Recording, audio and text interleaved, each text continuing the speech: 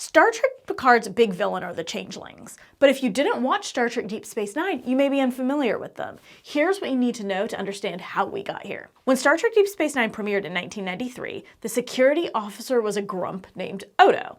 He was a shapeshifter, a changeling who could take any form, and he had no idea where he came from. Even his name reflected that. Odo roughly means the word nothing in Cardassian. During the first episode of the series, The Emissary, Commander Benjamin Cisco and Lieutenant Jadzia Dax discover a stable wormhole from the Alpha Quadrant to the Gamma Quadrant in the Denarius Belt. They're able to make a 67-year-long journey in just 43 seconds, and it provides a shortcut through space and opens up new possibilities.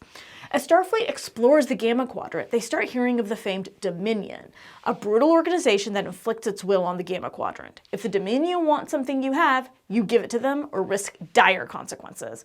As conflict with the Dominion and their genetically engineered soldiers, the Jem'Hadar, looked more and more inevitable, Commander Cisco decides to take a ship, the Defiant, into the Gamma Quadrant and go looking for these mythical founders of the Dominion. His goal is to open a dialogue with them and convince them that the Federation isn't a threat. The Defiant comes under attack by the Jem'Hadar and is boarded. Odo manages to grab Major Kira and escape in a shuttlecraft, but instead of running back to the wormhole and getting back from Starfleet, he heads to the Amarian Nebula, as though he's been called there. There, he finds his people, the changelings. They basically live in a sea of CGI goo called the Great Link and have no need for taking solid form. Liquid is their natural state, and they have to return to it to regenerate every 16 to 18 hours when they're away from the Great Link. They have a serious distrust of the people they call solids, and Odo understands that. He's also been treated poorly due to being a shapeshifter. It turns out that the changelings are also the founders of the Dominion, and they use their position to protect themselves. They're trying to bring order to a chaotic universe.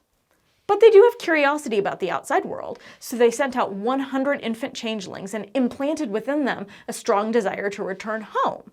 One day, they hoped that these changelings would come back and tell the founders of their experiences. Odo was the first to return.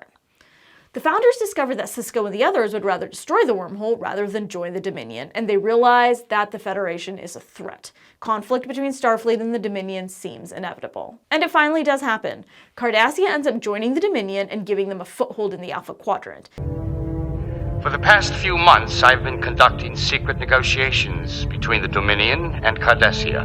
And as of last week, Cardassia has agreed to become part of the Dominion. In response, Captain Benjamin Cisco mines the entrance to the wormhole with self-replicating mines designed by ROM, which means that there's no way for the Dominion to get reinforcements through the wormhole. The Dominion attacks the station Deep Space Nine to prevent deployment of the minefield in the 5th season finale, A Call to Arms. But it's too late.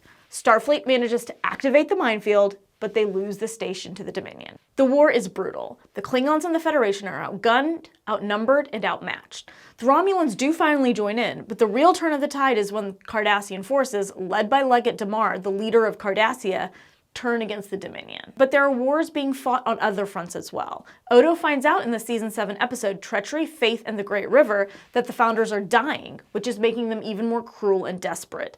A degenerative disease has spread through the Great Link, and any shapeshifting accelerates the progress of the sickness. But here's the twist. It turns out that Odo was the carrier for this disease, and he'd infected all of his people when he'd linked with them. This morphogenic virus was engineered by Section 31, a covert branch of Starfleet intelligence, and Dr. Julian Bashir finds the cure with some difficulty in the episode Extreme Measures. He's able to cure Odo. At the end of the Dominion War, and when the founders surrender, Odo travels to the Gamma Quadrant to rejoin his people for good and deliver the cure to them. That is the last we see of changelings until Star Trek Picard. It makes sense that a branch of changelings wouldn't have been happy with the Dominion's surrender to end the war, and it's clear that the man of honor within the Great Link who contacted Worf to tell him about the threat was none other than Odo.